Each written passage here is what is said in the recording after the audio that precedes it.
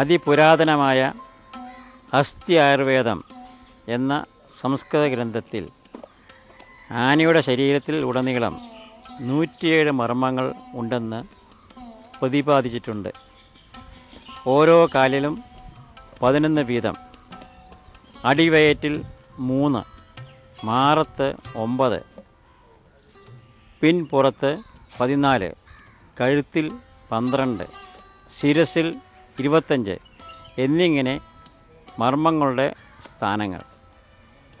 ഇവയെ വീണ്ടും അസ്ഥിമർമ്മം 8, സ്നായുമർമ്മം 33, ധമനിമർമ്മം 9, ശിരാമർമ്മം 17, സന്ധിമർമ്മം 40 എന്നിങ്ങനെയും തരംതിരിച്ചിട്ടുണ്ട്.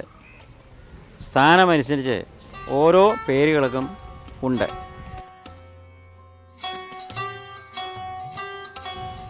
കാലിൻ്റെ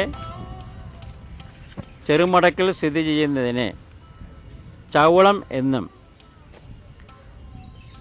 നടയുടെ മുട്ടിൽ സ്ഥിതി ചെയ്യുന്നതിനെ കൊപ്പരം എന്നും, അമരത്തിൻ്റെ മുട്ടിൽ സ്ഥിതി ചെയ്യുന്നതിനെ ജാനു എന്നും, തുമ്പിക്കൈയിൻ്റെ അറ്റത്ത് സ്ഥിതി ചെയ്യുന്നതിനെ ജാര എന്നും, വായയ്ക്കകത്ത് സ്ഥിതി ചെയ്യുന്നതിനെ അന്തക്കാരി എന്നും, പെരുമുഖത്തിൻ്റെ നടുവിൽ സ്ഥിതി ചെയ്യുന്നതിനെ അവജം എന്നും,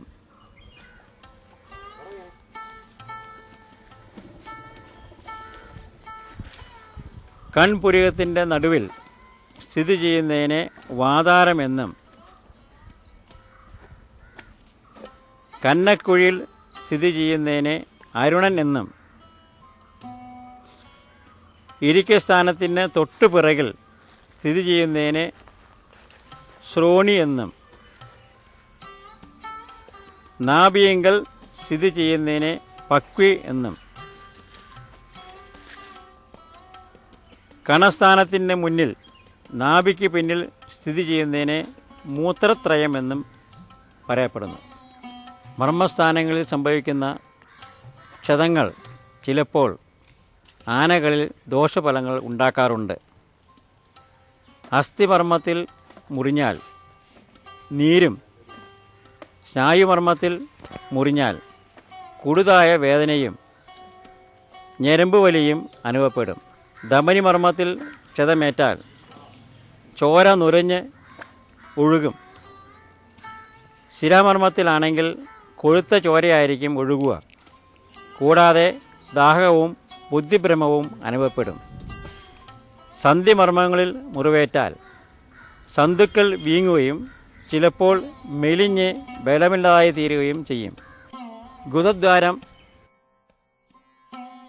ഹൃദയമധ്യം, മുഖമധ്യം,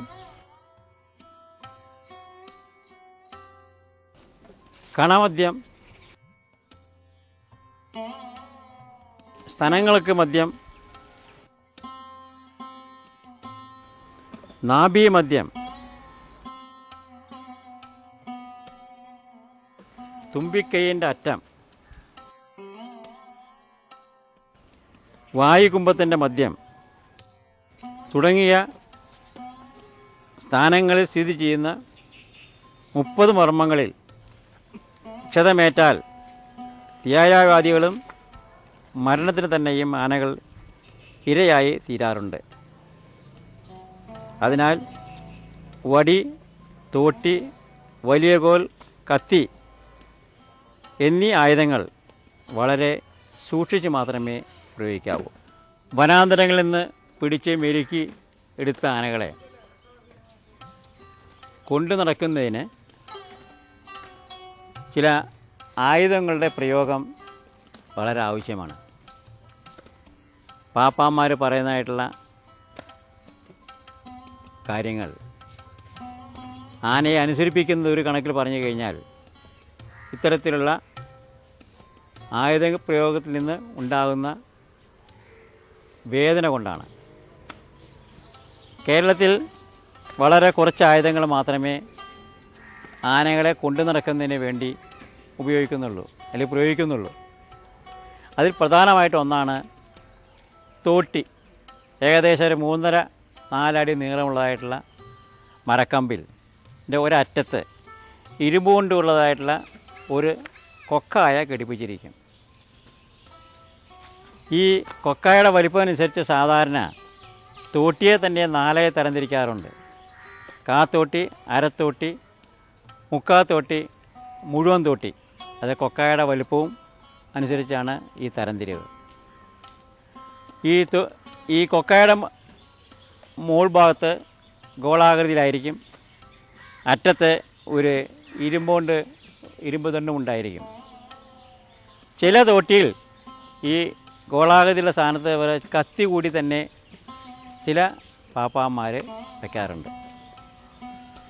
ഈ തോട്ടിപ്രയോഗം സാധാരണ തൊലിയിൽ വലിച്ച് ആനയെ നിയന്ത്രിക്കുന്നതിനാണ്. പിന്നെ മറ്റ് ആയുധം ചെറുകോലാണ്.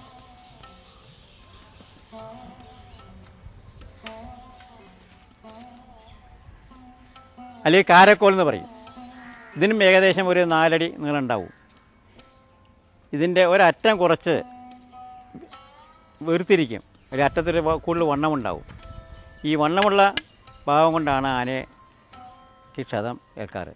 ഈ കാരക്കോല് ആനയുടെ ചില സ്ഥാനങ്ങൾ, വേദന ഉണ്ടാകുന്ന സ്ഥാനങ്ങളിൽ ആണ് സാധാരണ പ്രയോഗിക്കുക.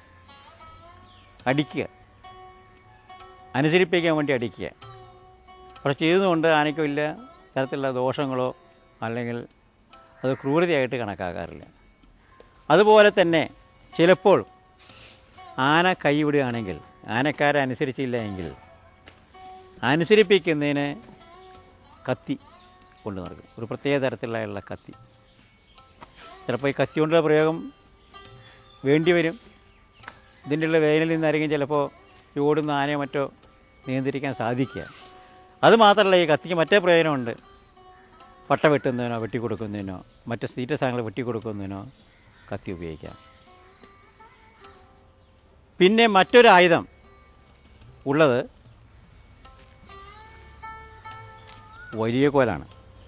ഏകദേശം ഒരു 10 അടിയോളം നീളമുള്ളതായുള്ള ചടച്ചി കൊണ്ടുണ്ടാക്കിയിട്ടുള്ളതായിട്ടുള്ള ഈ ആയുധം ആനയ്ക്ക് ഏറ്റവും കൂടുതൽ വേദനയെടുക്കുന്നതായിട്ടുള്ള സന്ധി ഭാഗങ്ങളിൽ അല്ലെങ്കിൽ എല്ലിൻ്റെ ഭാഗങ്ങളിൽ ഇടിക്കുന്നതിനാണ് അത് ഉപയോഗിക്കുന്നത്. ഈ വലിയ കോലിന് 2 പ്രത്യേകതകളുണ്ട്. ഇതിൻ്റെ ഒരറ്റം ഒരു 4 ഇഞ്ചോളം നീളമുള്ളതായിട്ടുള്ള ഇരുമ്പുകൊണ്ടോ അല്ലെങ്കിൽ പീച്ചുകളോ ഉണ്ടാക്കിയിട്ടുള്ളതായിട്ടുള്ള മകുടം പറയും. അതിൻ്റെ അറ്റം കൂർത്തായിരിക്കില്ല, ബ്ലണ്ടായിരിക്കും. അപ്പോൾ ആനയെ ഇടിക്കുന്നതിന് എല്ലിൻ്റെ മുകളിലോ അല്ലെങ്കിൽ ജോയിൻറ്റിലോ ഇടിച്ച് വേദനിപ്പിച്ച് നിയന്ത്രിക്കുന്നതിന് ഈ മകുടം അല്ലെങ്കിൽ കത്തി സാധാരണ ഉപയോഗിക്കാറുണ്ട്. പിന്നെ മറ്റേ അറ്റത്ത് തടിച്ചിരിക്കും. അത് ഗോളാകൃതിയിലായിരിക്കും. അതിൻ്റെ അറ്റത്ത് ഇരുമ്പ് കൊണ്ടുണ്ടാക്കിയിട്ടുള്ളതായിട്ടുള്ള ഒരു കൂര്, ഒരു 1/2 ഇഞ്ചോ 3/4 ഇഞ്ചോ നീളമുള്ളതായിട്ടുള്ള ഒരു കൂര് കൂടി ഉണ്ടാവും. ഈ ഭാഗം കൊണ്ട് ഇടിച്ചു കഴിഞ്ഞാൽ ഈ കൂര് കൊണ്ട് തൊലി തുളയും. അപ്പോൾ ആനയ്ക്ക് കൂടുതൽ വേദനയെടുക്കും. ചിലപ്പോൾ രക്തവാർച്ച ഉണ്ടാവും. പക്ഷേ അത് തുടർന്നു കഴിഞ്ഞാൽ അവിടെ പൊട്ടി വഴുക്കാനുള്ള സാധ്യതയുണ്ട്. ഇത്തരത്തിലുള്ള ആയുധങ്ങൾ പ്രയോഗിക്കുന്നതിന് കഴിവുള്ള പാപ്പാന്മാർ ഇന്ന് വളരെ ദുർലഭമാണ്. സൂക്ഷിച്ച് ഈ ആയുധങ്ങൾ പ്രയോഗിച്ചില്ല എങ്കിൽ ആനയ്ക്ക് പലതരത്തിലുള്ള പീഡനങ്ങൾ ഉണ്ടാവുകയും ആ പീഡനങ്ങളിൽ നിന്ന് ചിലപ്പോൾ ആന ശരിയാൻ തന്നെ സാധ്യതയുണ്ട്. ഇരുന്നാനവിടെ ഇരുന്നാനവിടെ ഇരുന്നാനവിടെ ഇരുന്നാനവിടെ ഇരുന്നാനങ്ങട് ഇരുന്നാനങ്ങട് ഇരുന്നാനങ്ങട് ഇരുന്നാനങ്ങട് ഇഞ്ഞരുന്നാനങ്ങട് ഇഞ്ഞരുന്നാന ഇഞ്ഞരുന്നാനങ്ങട് ഇഞ്ഞരുന്നാനങ്ങട് ഇഞ്ഞരുന്നാനങ്ങട് ആനയ്ക്കല്ലേ ഞെരുന്നാനങ്ങട് ഞെരുന്നാന ഞെരുന്നാനങ്ങട് ഞെരുന്നാനങ്ങട് ഞെരുന്നാനങ്ങട് ഞെരുന്നാനങ്ങട് ഞെരുന്നാന ഞെരുന്നാനങ്ങട്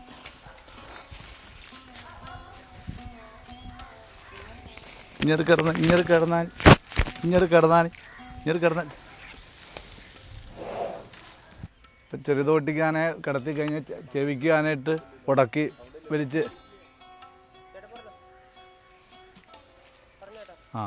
ആനെ കിടന്ന ആന വല്ലതും പിന്നെ വീണ്ടും ചെയ്യാച്ച ചെവിയുടെ ഉള്ളിൽ ഇട്ട് ഉടക്കി വലിച്ച് ഇങ്ങോട്ട് ഇതാണല്ലോ.